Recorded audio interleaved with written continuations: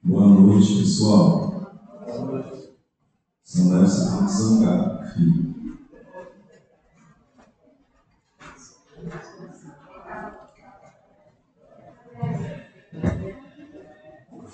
Você é filho do seu orgulho? Só boa noite mais uma vez. Desculpem a minha voz. Na sexta-feira eu falei por 4 horas no auditório grande. E aí, quando foi ontem, eu estava sem voz mesmo. Aí eu falei, o impossível, estou aqui com gengibre no bolso, mas está dando para me escutar? Sim, está certo. E quem esteve aqui no domingo passado? Legal. E quem colocou em prática aquilo que a gente falou no domingo? Colocaram? Deu para ver as pessoas de uma forma diferente? Sim. E vocês? Deu? Deu para decifrar, influenciar? Legal. Hoje nós vamos ver o tema Feridas Invisíveis. E o próximo episódio, eu peço que vocês tragam caneta, porque vocês vão sair daqui com um mapa de missão e propósito de vocês. Se vocês não saberem a missão, no próximo episódio vocês vão descobrir, tá certo? Feridas invisíveis, entender o comportamento humano baseado na sua história. Eu gosto muito daquela figura. Ali vocês veem uma menininha dentro do corpo de um adulto. A menina está sofrendo. E é bruta, mais ainda. E a menininha é o nosso passado. E a adulto é o nosso presente. E a pergunta é: o teu passado pode interferir no teu presente? O que vocês acham? Sim. O que vocês acham? Sim? Sabe por quê? Quanto tempo dura o presente? Pronto, esse meu clique aqui já virou passado. O futuro não existe. Então só existe aquilo que a gente já viveu, as nossas experiências, tudo aquilo que a gente já comeu, tudo aquilo que a gente já leu, as aulas que a gente já assistiu. Então, tudo no passado. Essa matéria aí eu trouxe do Instagram Meu Cérebro. E está bem recente. Pensar que suas decisões são puramente racionais é um equívoco. Porque nós somos muito emocionais. E, aliás, seu cérebro usa emoções e experiências passadas como bússola. Então, nós tomamos as nossas decisões baseadas em nosso passado. Cada um aqui teve um passado diferente. Ali vocês estão vendo o rei Salomão. E vocês devem lembrar de uma história que Deus apareceu para ele e disse assim: Salomão, escolhe uma coisa que eu vou te dar, qualquer coisa. Aí o que Salomão escolheu? Sabedoria. Né, Atenção? E vocês acham que Salomão demorou para escolher sabedoria? Disse, Senhor, deixa eu pensar. Ou ele respondeu logo, não, sabedoria. Eu poderia escolher dinheiro, poderia escolher qualquer coisa. Ele escolheu sabedoria. Vocês acham que ele demorou? Ou foi rápido? Quem acha que foi rápido? Quem acha que, não, deixa eu pensar mais um pouquinho. A resposta está aqui, ó. Provérbios capítulo 4. Se você trouxe sua Bíblia, Provérbios capítulo 4. E aí a gente vai descobrir se ele demorou ou não para escolher esse Deus.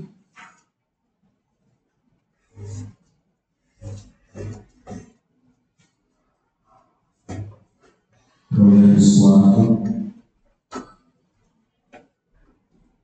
a partir do versículo 3. Olha só que interessante, pessoal. Quando eu era filho, em companhia de meu pai, tenho e muito diante da minha mãe, ou seja, quando eu era garotinho, Então ele me ensinava e me dizia: retém o teu coração as minhas palavras, guarda os meus mandamentos e vive. Adquire a sabedoria, adquire o entendimento, e não esqueça das palavras da minha boca, nem delas te apartes. Não desampares o quê? A sabedoria, e ela te guardará, ama e ela te protegerá. O princípio da sabedoria é adquire sabedoria. E ele continua, adquire sabedoria. Ou seja, Davi programou Salomão para sabedoria. Desde pequenininho ele estudava sabedoria, filho. Escolhe a sabedoria. Então, quando Deus apareceu, ele que já falou imediatamente. Porque já estava o quê? Programado. O que tem programado aí na cabecinha de vocês? Quais são as crenças que vocês têm sobre os outros e sobre vocês mesmos? Por isso que diz, ensina a criança no caminho que deve andar, e ainda quando for velho, não se desviará dele. Provérbios 22, versículo 6. Você já ouviu falar nessa doença analgesia congênita?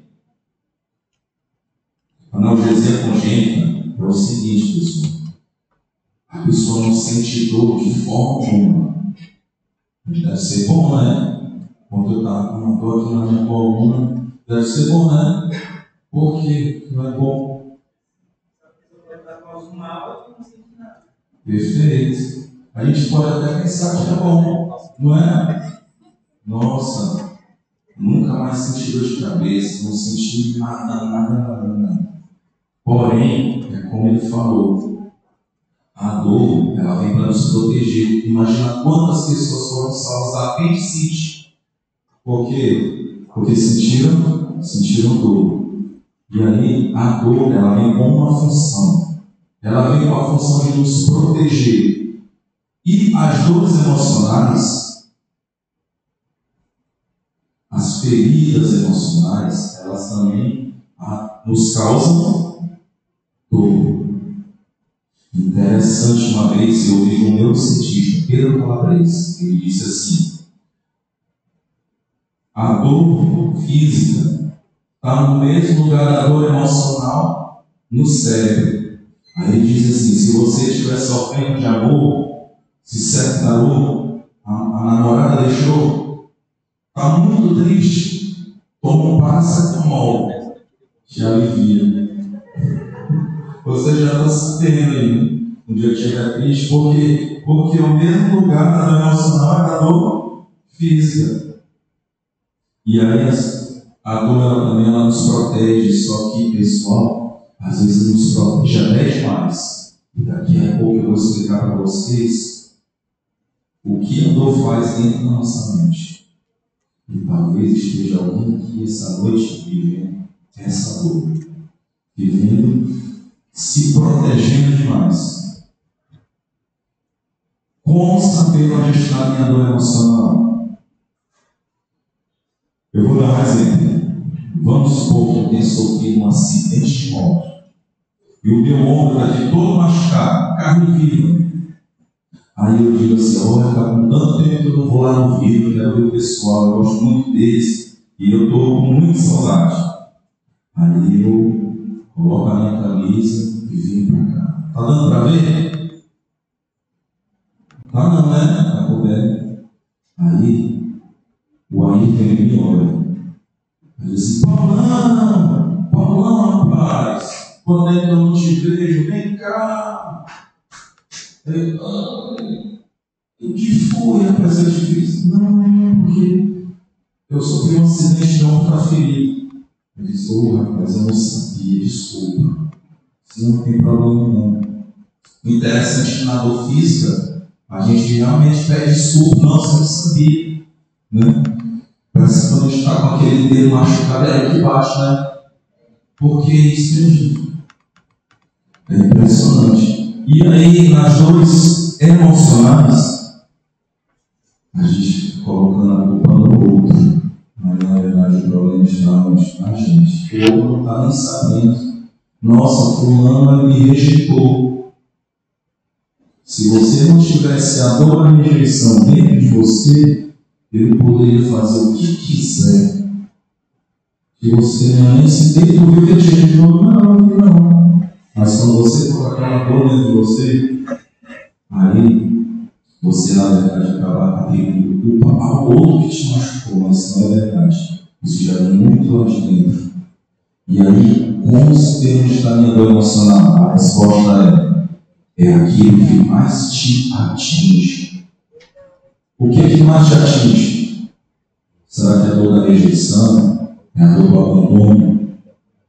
É medo de quê? Medo de ficar sozinho? Medo de ficar sozinha? O que é? Vocês vão passar a semana inteira pensando. Quem sabe ali na hora do banho, isso aqui que mexe muito comigo. Certo? Dever de casa para vocês. Aí eu trouxe aqui esse bonequinho. Isso aqui é uma criança. Essa criança, ela tem a dor do abandono porque ela foi abandonada pelos pais. Na verdade, pessoal, a dor do abandono vem mais da mãe do que do pai. Ela se sentiu abandonada pela mãe. E sabe qual é a tendência dela? Ela cresce, cresceu e está aqui, já é adulto, mas está aqui uma criança dentro do corpo de um adulto. Mas o que acontece? É aquela mulher ou aquele homem que tem dificuldade de deixar um relacionamento, mesmo que esse relacionamento seja um relacionamento abusivo. Porque eu prefiro ficar com alguém que me maltrata do que ficar só. São pessoas que muitas vezes, quando estão tristes, correm para a geladeira. Estou triste, eu vou comer. Você já viu alguém assim? Meio da madrugada, abre a geladeira e vai comer. Porque o alimento, ele muitas vezes ele não está saciado, não só a dor física, mas a dor também emocional. É aquela menina que quando tinha 8 anos de idade, a mãe chega para ela e diz assim: ei, minha filha, fica aí de olho no teu irmãozinho e eu vou ali e já volto. Fica de olho nele. Aí ela está lá brincando com o irmãozinho pega o brinquedo, porque ele começa a sufocar. E aí a mãe chega e começa a gritar com a menina e diz: por que tu deixou isso acontecer? Olha, se ele morrer, a culpa é tua. Isso cria uma ferida muito grande.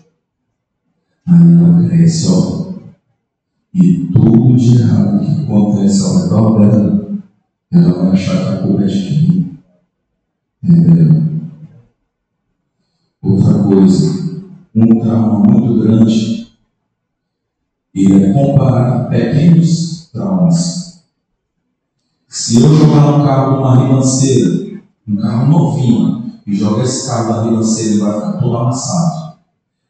Mas se todo dia também pegar um martelo e ficar batendo, ele vai ficar amassado do mesmo jeito. Eu não sei o que você ouviu durante a sua infância. Talvez foi: você é burro, não faz nada direito, não faz nada direito. Aí cresce realmente, tem medo de ousar, de fazer o que deve ser feito, de dar o próximo passo. E tem outra coisa: essa criança que ela foi maltratada, ela foi negligenciada, que ela não recebeu carinho, que ela não recebeu amor, que ela não recebeu atenção, de alguma forma, lá na frente, ela vai ter que suprir esse vazio que ela sente. E muitas vezes ela vai para as drogas, ela vai para os vícios. E pode ser vício não só de droga, pessoal. Pode ser vício de compras, vício em brigar. Vocês conhecem pessoas com vício em brigar? Parece que as coisas estão tudo bem, tem que inventar uma briguinha, não é? Aí, esse livro aqui, desse psiquiatra, Gabor Maté, Vício, o Reino dos Fantasmas Famintos. Esse livro é fantástico, o melhor livro que fala sobre isso. Aí lá na página 251, ele diz assim: as pessoas que não conseguem encontrar ou receber amor precisam encontrar substitutos. E é aí que entram os vícios. Então, existem muitas crianças feridas em corpos de adultos. Existe, por exemplo, no trabalho, crianças feridas, do que lidar com crianças feridas. No casamento, acontece muito. Crianças feridas tendo que lidar com crianças feridas. As duas crianças se casaram, as duas crianças, entre aspas, morando debaixo do mesmo teto, cheias de orgulho. O menino, quando quer uma coisa que o pai não dá, fica como? Adulto não vai se jogar no chão, né? Fazer aquela cena, mas tem as suas formas de lidar com a situação. É se vitimizando muitas vezes. Alguém conhece uma pessoa que se vitimiza? Tudo cresce por si, tudo se macula. São crianças feridas. Então, pessoal, assuma o seu passado é o seu presente, não tem para onde correr. Histórias são fatos registrados com percepções emocionais, e o mesmo fato pode ser emocionalmente percebido aqui por de diferentes formas por pessoas distintas. Quer um exemplo? Olha só, vamos supor que todo mundo aqui vai entrar no ônibus. A gente vai para Brasília. Tá, pessoal? A gente vai para uma excursão. Só que no meio do caminho acontece um acidente. Ninguém morre, tá bom? Ninguém morre. Mas só que umas pessoas vão sair do ônibus dizendo assim: nunca mais eu vou viajar na minha vida. Não, já aprendi a lição, eu nunca mais vou entrar no ônibus. Outras pessoas podem dizer assim: se eu sobreviver, porque Deus está me dando uma nova chance, agora mesmo que eu vou viajar. Então foi o mesmo evento, mas cada um aqui tem um significado diferente. Às vezes na família tem dois pais primeiros. E os pais têm dois filhos. Um absorve toda aquela briga dos pais. E o outro já tem uma percepção totalmente diferente. Essa escritura aqui, ó, ela é uma pediatra. O livro dela é um mal profundo. Os cientistas podem agora afirmar de modo bastante definitivo que não há como separar as duas coisas. Na verdade, atualmente, sabemos que tanto o ambiente quanto o código genético molda tanto a biologia quanto o comportamento. Ela diz assim: eu não consigo mais hoje atender uma criança que chega aqui com asma só olhando para os sintomas físicos dela. Eu tenho que saber como é o contexto, o ambiente da vida. Se tem mostrado, se tem abandono, se essa criança veio com muito medo. Eu tenho que saber. E eu quero fazer um teste com vocês agora. É o seguinte: olha, aí tem um teste Talk Zero, vale muito a pena assistir.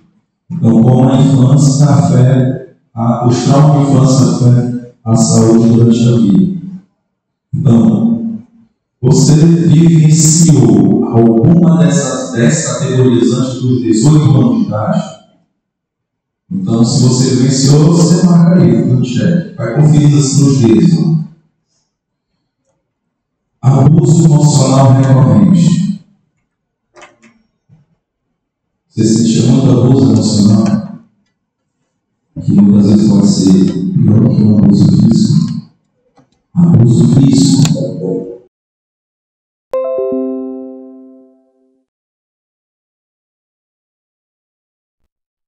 Esse questionário ela que fez. Ela usa todas as vezes nas entrevistas do consultório. Negligência física.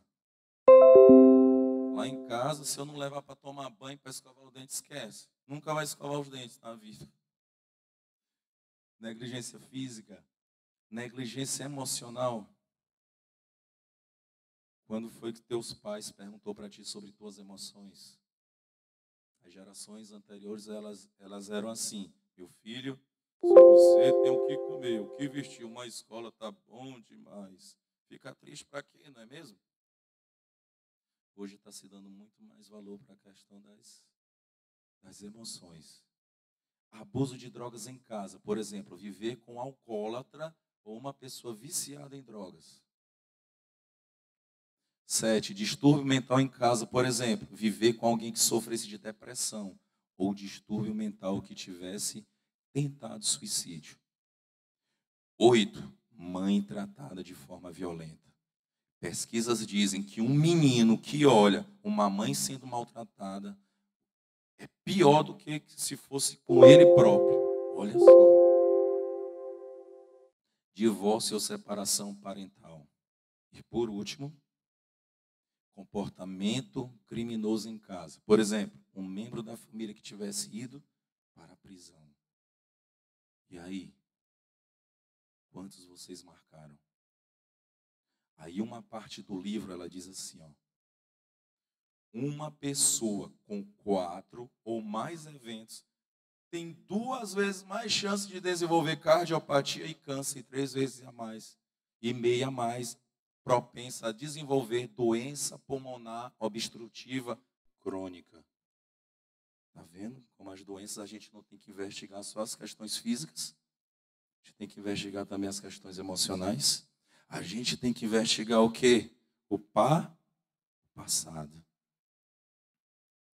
Qual parte do seu passado você traz para o seu presente? Isso tudo são reflexões. Não precisa responder agora não. Você vai levar para a sua semana. Certo? Dever de casa. Eu vou perguntar no nosso próximo encontro. Aí, passado, presente e futuro. Na opinião de vocês, qual é o tempo que nós fazemos nossas escolhas?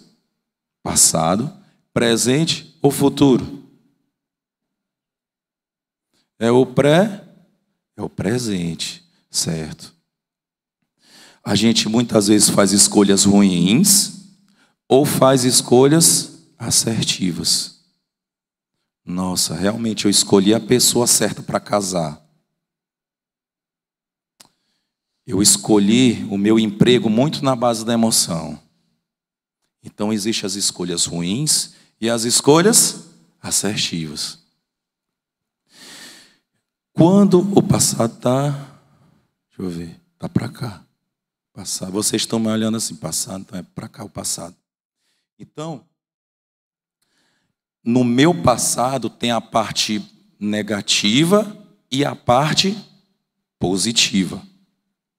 Quando eu olho para o meu passado, eu trago a parte ruim do meu passado para o meu presente, isso no meu presente me causa dor, certo?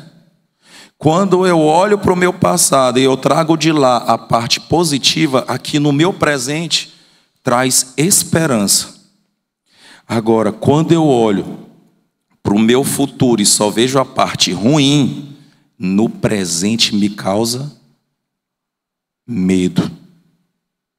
E quando eu olho para a parte boa do meu futuro, no meu presente, isso traz o que? Sentido. Quem aqui já leu esse livro? Em Busca de Sentido. Já leu, né, Ayrton? Excelente, pessoal. Olha aqui, tem mais gente que leu. Pessoal, excelente livro. Ele viveu no campo de concentração nazista. Foi-lhe tirado tudo. Até a esposa que estava gestante morreu na câmara de gás. E aí, quando ele saiu de lá, ele escreveu um livro. E aí eu vou ajudar pessoas a lidarem com o sofrimento. Seja você com 10 anos de idade, com 30 anos de idade, com 99 anos de idade, você precisa de um sentido. Você precisa de uma visão positiva de futuro. E muitas vezes não depende da idade, porque pode ter um idoso de 90 anos que tem um sentido para viver e um de 15 anos que não tem. Vocês já pararam para pensar sobre o sentido de vocês? Quando vocês olham para frente, o que é que vocês olham? para cá, para frente. Quando vocês olham para trás, o que vocês enxergam? E as nossas escolhas assertivas, elas dependem 20% do nosso QI só. 80% é da nossa inteligência emocional. Eu trabalho com muitos mestres e doutores lá no hospital. Mas eu conheço também muitos deles que são infelizes. Porque não são títulos acadêmicos, não é o QI que vai dizer se você vai ter sucesso ou não na vida, mas é sua inteligência emocional. Quando Deus deu sabedoria para Salomão, não foi QI que ele deu, mas foi inteligência emocional. Mas só que no decorrer do caminho ele se afastou de Deus, e aí a gente sabe o fim da história. Mas o que eu quero mostrar para vocês agora é o seguinte, olha só. Eu circulei lá dor e sentido. Por que eu fiz isso? Porque a dor lá do meu passado, ela pode anular o meu sentido que está lá na frente, lá no meu futuro. A dor lá de trás, ela pode impactar o meu presente e o meu futuro. E eu vou mostrar para vocês agora como. Obrigado, pessoal, pela água. Olha só. Tá dando para vocês lerem aí? Aqui é evento de dor e de injustiça. O que é um evento de dor e de injustiça? Eu vou mostrar para vocês agora como é que a dor, quando ela entra na nossa mente, o que ela causa. Então, um evento de dor ou de injustiça. Pode ser, por exemplo, eu estou aqui no meu carro, dando várias voltas com minha família para achar um estacionamento do shopping. Aí, eu vejo um carro dando ré, eu ligo a sinaleira, quando eu vou colocando meu carro, vem outro e coloca. Pode ser uma traição, um abandono. Pode ser ali aquela menininha olhando aquela briga de casal. O pai resolve sair de casa, pega ali a mala de rodinhas, está saindo pela porta. E por incrível que pareça, a mãe olha para a menina e diz assim, tá vendo? Teu pai está indo embora, a culpa é tua. História real. Isso é um evento de dor ou de injustiça? Esse evento de dor e de injustiça, inicialmente, ele acontece fora da mente. Aconteceu. E aí tem a barreira fora e tem essa barreira aí. Essa barreira aí é a barreira da blindagem da mente. Hoje eu vou ensinar para vocês duas formas de blindar a mente. E aí, se a pessoa não tiver a mente blindada, esse evento de dor e de injustiça, ele vai e passa para cá. E o que vai acontecer? Eu vou explicar para vocês agora. Quando uma pessoa sofre um evento de dor e de injustiça, o que ele sente? Eu fui fechado no trânsito, eu fiquei com muita raiva. Eu fui humilhado pelo meu chefe na frente de todo mundo, eu fiquei muito decepcionado. Eu fui traído, eu fiquei muito triste. Então a primeira coisa que causa, olha lá, raiva, tristeza, rancor e amargura. E eu começo a reclamar do evento. Eu começo a reclamar da traição, do abandono. Eu começo a reclamar de tudo isso. Paulo, tu ainda não reclama de quem causou? Ainda não, é agora, a segunda etapa. A segunda etapa, ressentimento. Pessoal, o que é ressentimento? Quem sabe? Ressentimento é sentir novamente, sentir de novo. E vai sentir de novo o quê? Vai sentir de novo isso aqui, Tá com 3 semanas que eu tive uma discussão muito feia com minha esposa. Aí eu fico reclamando dela aqui na minha cabecinha. Que mulher estúpida. Por que ela fez isso? Aí o que acontece? Eu tenho ressentimento. Aí eu vou sentir tudo aquilo de novo. Sabe por quê?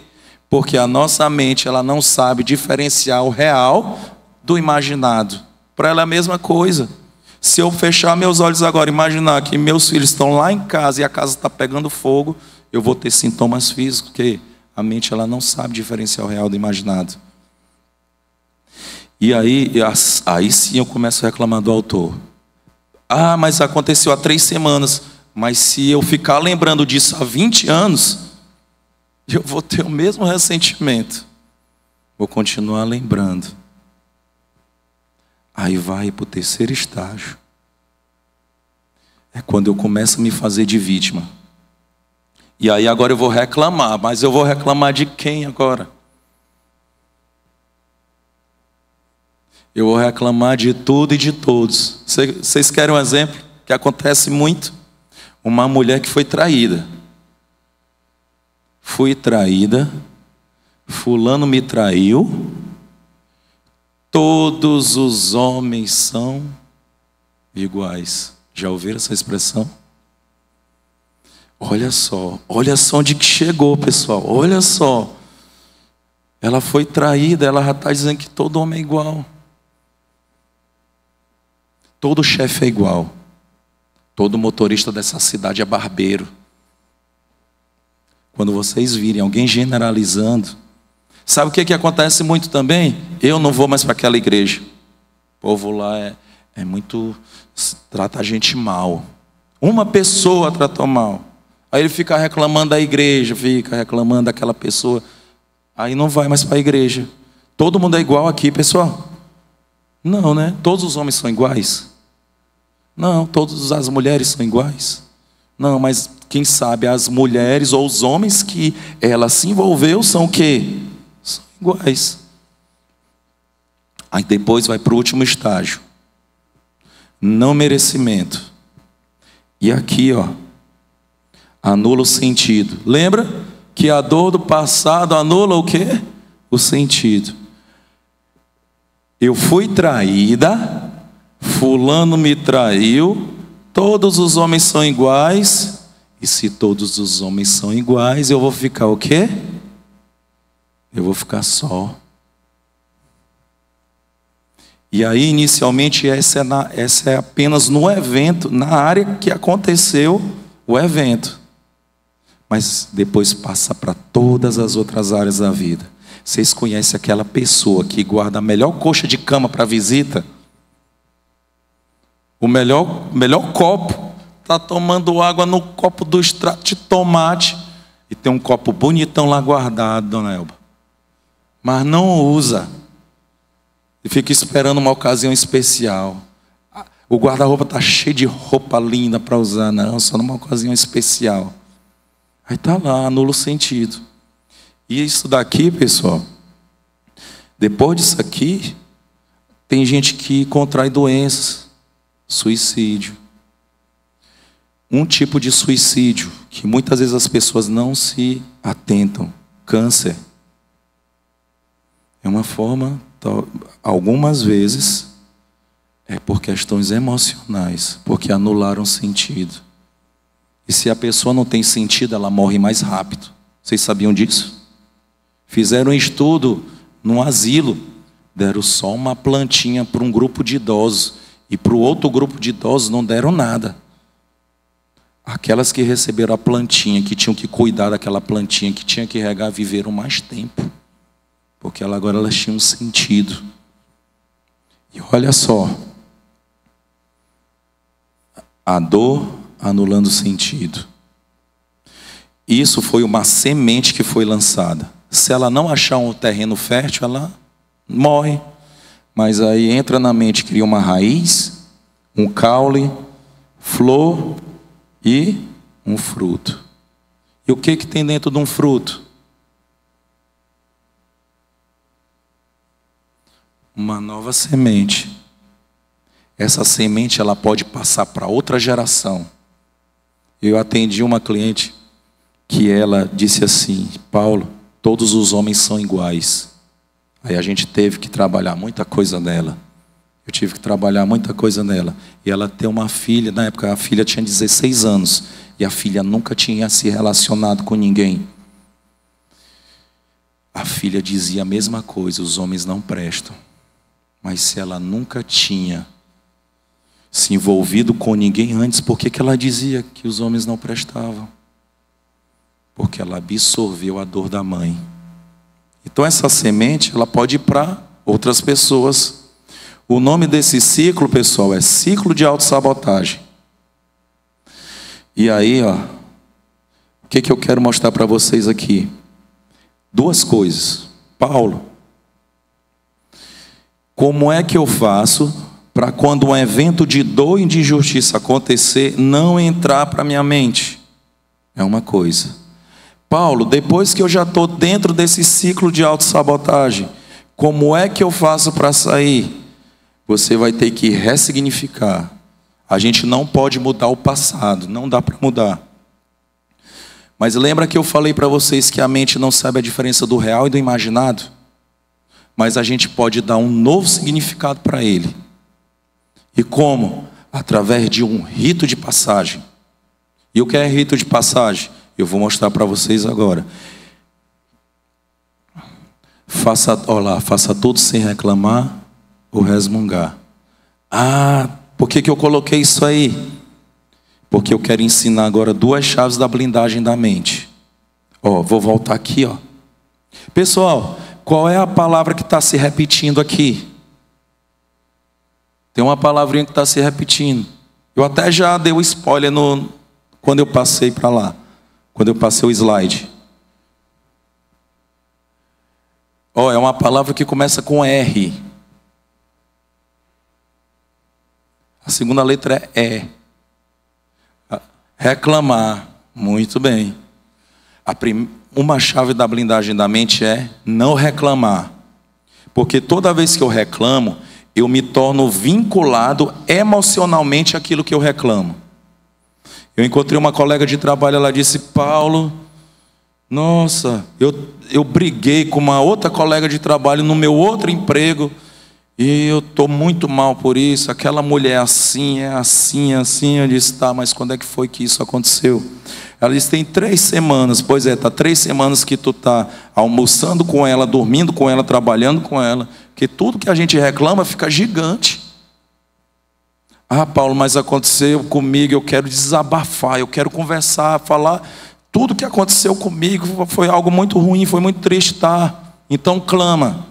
Chama uma pessoa, conversa, então clama, porque se ficar clamando várias vezes reclama.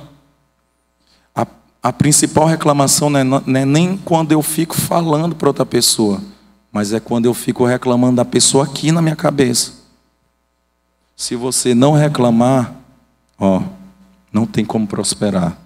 Aí a segunda chave é não ouvir reclamações. Sabe por que a gente não deve ouvir reclamações dos outros? Não faz sentido. Se eu não reclamo, eu vou ouvir dos outros. Então, eu não vou ouvir a reclamação dos outros, por quê?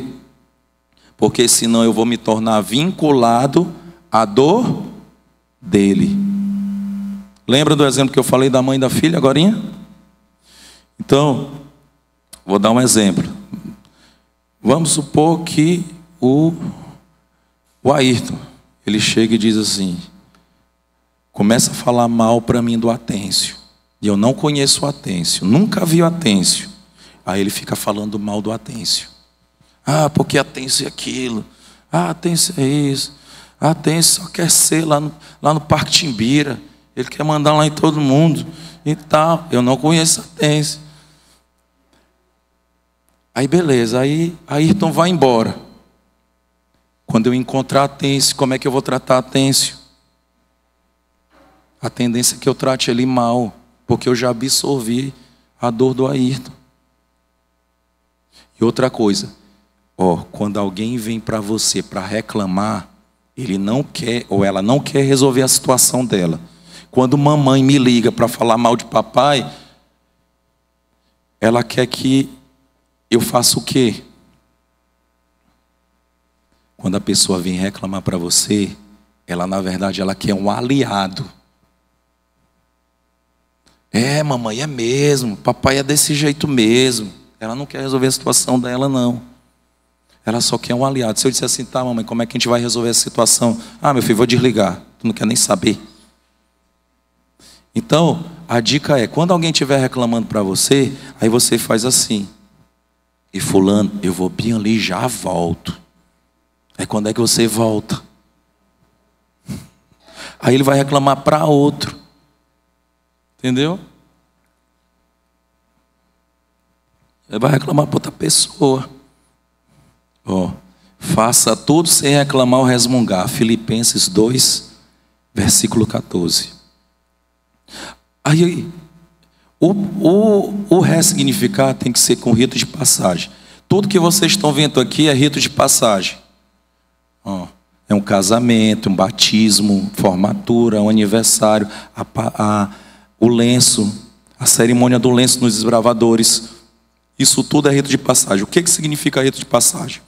Significa que eu passei de fase. Depois que eu passo de fase, ou seja, depois que eu atravesso a ponte, eu destruo a ponte para não voltar mais. Não é à toa que se tem, por exemplo, uma formatura. O que é a formatura? A formatura significa que eu era um estudante, agora eu sou o quê? Um profissional. O que é um casamento? Significa que ela era minha namorada, minha noiva, agora ela é minha mulher. Não é qualquer briguinha que vai separar, não. É por isso que tem mais piada de sogra do que de sogro. Vocês sabiam disso? Já prestaram atenção? Vocês sabem por quê? Porque o sogro, ele participa de um rito de passagem. Geralmente, como são os casamentos? Aí vem o sogro trazendo o quê? A filha. O pai trazendo a filha. Aí o noivo está lá na frente. Aí ele chega lá na frente, ele dá um beijinho aqui no testa da filha e entrega a filha para outro homem, não é assim? Quando ele faz isso, esse rito de passagem manda uma mensagem para a mente dele. Ela agora não é mais sua. E onde é que está a sogra? Está sentada no banco. Aí eu falei estava atendendo uns noivos aí tanto é que ela entrou, a noiva entrou com a mãe e o pai. Aí a sogra, ela não passa por esse rito de passagem. Aí ela fica se metendo, achando que o quê? Que ela ainda tem que se meter na vida, né, da filha. Então esse rito de passagem, é através do quê? Do perdão. Você deve perdoar quem fez o quê? Quem te causou o quê? Dor. A gente está quase terminando. E aí, eu vou te dar um exemplo de como fazer isso. De como é importante o rito de passagem. Que é o seguinte,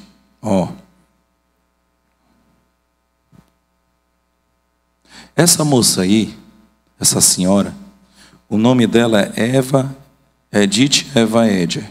Isso aqui, desse livro. Quem já leu? A Bailarina de Auschwitz. A história dela é assim: explode a Segunda Guerra Mundial. Era ela, duas irmãs e os pais. Uma irmã estava estudando música quando os nazistas invadiram o país dela. E aí foi pro campo de concentração. Ela, a irmã, o pai e a mãe. O pai e a mãe morreram imediatamente quando chegaram lá. E ela e a irmã ficaram trabalhando. E ela, muitas vezes, para sobreviver, ela tinha que ficar dançando. Por isso que o nome é a Bailarina de Auschwitz. Aí termina a guerra, ela sobrevive, ela resolve fazer psicologia. A história é bem parecida com Viktor Frankl. E aí ela começa a atender pessoas para lidarem com sofrimento, ela começa a dar palestras, ela começa a dar cursos. E aí um dia, ela já estava morando nos Estados Unidos, e ela foi dar uma palestra em uma das cidades. Só que aqui no livro dela, ela diz assim, pessoal: eu preciso me perdoar, eu preciso me perdoar, eu preciso me perdoar. Só que só lá na frente do livro que a gente descobre por que ela precisava se perdoar, que é o que eu vou falar para vocês agora. Ela estava dando aula, ou dando uma palestra. Quando terminou a palestra, um homem chegou para ela e disse assim: Eva, você vai ficar quanto tempo aqui na cidade? olha, eu vou ficar 3 dias. Tá, mas a senhora precisa atender minha mãe. Não, mas eu não tenho como. Então, ele insistiu. Tá bom, traga sua mãe. Leve ela lá no hotel tal, na rua tal, amanhã à tarde, às 16 horas. Tá, mas e o que aconteceu com sua mãe? Não, a minha mãe, ela perdeu a mãe dela muito cedo. E desde então ela só vive reclamando, ela é uma mulher muito amarga. Na verdade, ela também brigava muito com a mãe dela. Só sei que quando a mãe morreu, elas estavam até brigadas. Ah, é, né? Pois tá certo, manda ela lá. Aí no outro dia, a senhora foi lá. Ela disse que a idade dela era 71 anos. 71. Aí quando ela chegou lá, porque a escada daqui desse hotel, porque o táxi estava com mau cheiro, reclamando de tudo. Aí Eva olhou para ela e disse assim, tá, mas me conte sobre sua mãe. Eu não quero falar sobre minha mãe, não tem nada a ver. Minha mãe já morreu. Tá, mas ela está enterrada aonde? No cemitério. Disse, tá, mas eu sei que é no cemitério, mas o cemitério é aqui nessa cidade, então vamos até lá. Aí beleza. Entraram no táxi, ela foi reclamando de tudo. Porque as lojas daqui, porque aqui não sei. Aí chegaram no cemitério, aí desceram do táxi. Aí a Eva perguntou assim, tá, mas onde é que ela está enterrada? Ela está enterrada ali, ó. Tá, então vai lá e peça perdão. Disse, mas ela está morta. Eu disse, eu sei. A Bíblia inclusive fala que os mortos não sabem coisa nenhuma. Eu sei que ela não vai te responder, mas é porque o perdão é mais para a gente do que para o outro, assim como a vingança. Ou vocês nunca assistiram Chaves? Vocês lembram do que falou o seu Madruga? A vingança nunca é plena. Mata a alma, envenena. Madruga ela inspecto. Aí ela foi. Aí de longe a Eva ficou olhando. Aí ela lá perto do túmulo da mãe. Aí de repente ela viu, começou a chorar. Ela chorou bastante. Aí a Eva com muita paciência aguardando. Aí ela veio em silêncio. Entraram no táxi em silêncio. Aí se despediram, beleza. Aí quando foi uns 3 meses, o filho entra em contato com ela. O que a senhora fez com minha mãe? Disse, aí ela contou, disse, é porque ela não reclama mais. Ela não reclama mais de jeito nenhum. Tá outra pessoa. Aí a Eva, entendi. Eu vou usar isso comigo. Atendendo uma pessoa, caiu a ficha dela. Aí, pessoal, ela recebeu o convite para dar uma palestra na Europa. Desde quando tinha terminado a guerra, que ela não ia lá. Aí ela foi com o marido dela. Eu não lembro agora qual é a cidade. Terminou a palestra, ela disse, amor, eu quero voltar lá em Auschwitz. Meu amor, tu tem certeza? Eu tenho, eu preciso voltar lá. Tá bom. Aí chegaram lá, pessoal. Chegaram lá em Auschwitz. Eles ficaram lá, deram uma volta, e teve um ponto que ela disse assim, agora você vai ficar aqui, que eu vou só. Tem certeza? Tem. Ali a entrada do Auschwitz-Birkenau. Esse trem, ele chegava lá, era um trem de carga, trazendo judeus da Europa inteira.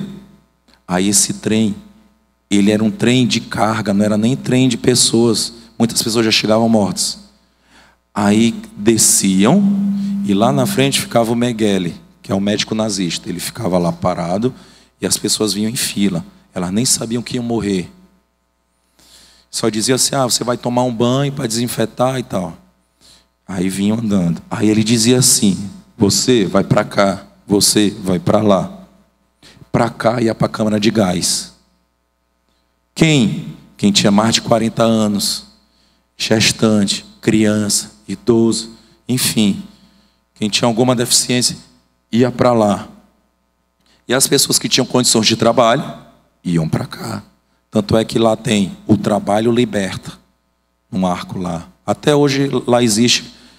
Por que existe? para que o mundo saiba que um dia teve uma atrocidade. Eles deixaram lá do mesmo jeito. Inclusive até os pertences das pessoas estão lá.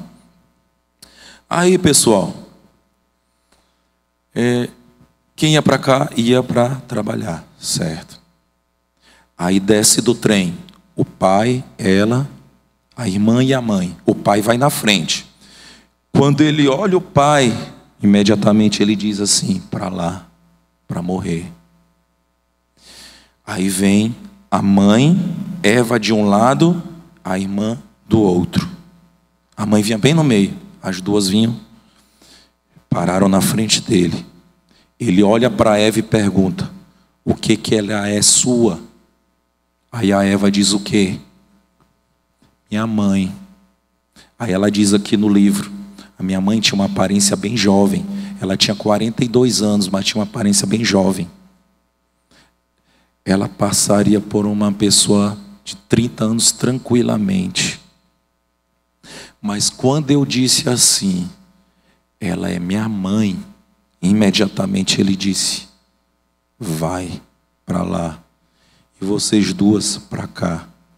E ela andando, ela disse que a última coisa que ela se recorda da mãe é essa parte de trás aqui da mãe, que ela ainda se virou para olhar. Ali ela não sabia que seria o último dia que ela olharia para a mãe. E ali naquele mesmo lugar, ela pediu perdão. Aí sim ela conseguiu se perdoar, porque foi sob forte impacto emocional. Se ela tivesse pedido perdão lá no consultório dela, tranquilinha, lá nos Estados Unidos, não fez efeito. Então teve que ser sob forte impacto emocional. E existem várias formas. Eu não sei quem você precisa perdoar hoje. Se é uma pessoa que te fez mal, ou se é você mesmo. Muitas vezes, para a gente ficar livre daquele ciclo, depois que a gente está lá dentro, é só ressignificando através do perdão. Porque o passado a gente não muda, mas a gente pode dar um novo significado. Então é não reclamar e perdoar. Quem que você precisa perdoar hoje? E você precisa se perdoar? Porque muitas pessoas, quando algo ruim acontece, ou elas culpam aquele que fez o mal, ou elas se culpam, ou elas podem culpar até Deus. Será que você precisa perdoar Deus? Mas você precisa seguir em frente, com o coração limpo, e deixar o quê? A mágoa para trás. Senão você vai andar sempre com aquele peso em cima de você. Pessoas curadas curam, e pessoas feridas, elas ferem. Não olhe com maldade aquelas pessoas que ferem, porque elas também são vítimas, com certeza. E troque as feridas do passado pelas marcas do perdão. E tem uma última frase que eu não coloquei aí, que é: passado resolvido, futuro decidido. Então essa é a reflexão que eu trago para vocês aqui essa noite. Quem você precisa perdoar? É Deus, é o próximo, é você. E as outras reflexões que eu fiz aqui essa noite, você vai levar durante a semana. E eu vou perguntar para vocês no próximo encontro. Próximo encontro, tragam uma caneta, que vocês vão, quem sabe, até mudar de profissão. Já pensou? Vocês vão descobrir o propósito de vocês. Então, vamos ficar em pé. O senhor quer falar ainda, pastor? Não? Então vamos orar. Querido Deus e amado Pai, obrigado porque o Senhor nos trouxe aqui essa noite para aprender um pouco mais sobre a nossa mente, sobre a nossa dor, sobre o nosso passado. E muito obrigado porque Estamos falando nesse momento com quem é o dono da história. E se aconteceram coisas lá atrás, um dia nem na nossa lembrança irá ficar, que o Senhor vai fazer nova todas as coisas. Porque o mal, ele é repetitivo, mas o bem, ele é criativo. E o Senhor vai fazer tudo de novo em nossa vida. Mas enquanto não morarmos contigo lá no céu, que o Senhor possa abençoar a nossa vida aqui. Que o Senhor possa trazer paz para os nossos corações. E ajudar para que outros também tenham essa mesma paz que só o Senhor pode dar. Nos leve em paz para casa. Nos abençoe durante essa semana. Prepare o nosso caminho. Em nome de Jesus. Amém. Amém. Oi, Samuel. Agradecemos mais uma vez o Paulo. Ele estará ali na porta para despedi-los. Enquanto isso, eu gostaria de comunicá-los sobre alguns eventos, os eventos oficiais da nossa igreja.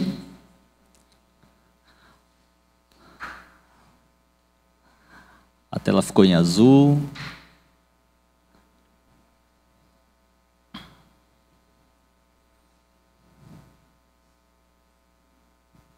Muito bem, nossos encontros.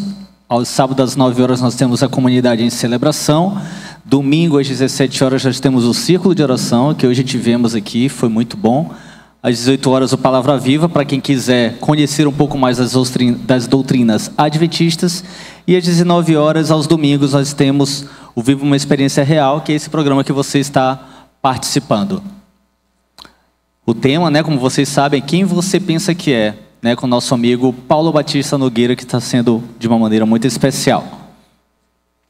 E nos acompanhe nas nossas redes sociais, no Instagram, @IASDViva, e no YouTube, @IASDViva. É isso? Muito obrigado pela atenção, uma boa noite a todos.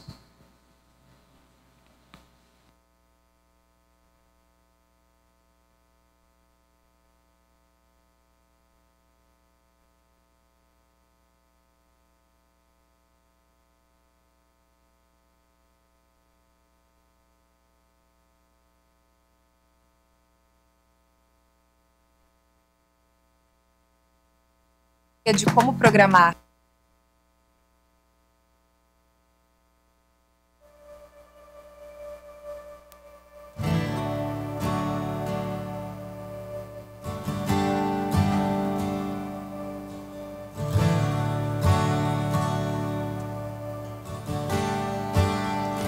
Te amo, Deus, tua graça nunca falha. Todos os dias eu estou em tuas mãos. Desde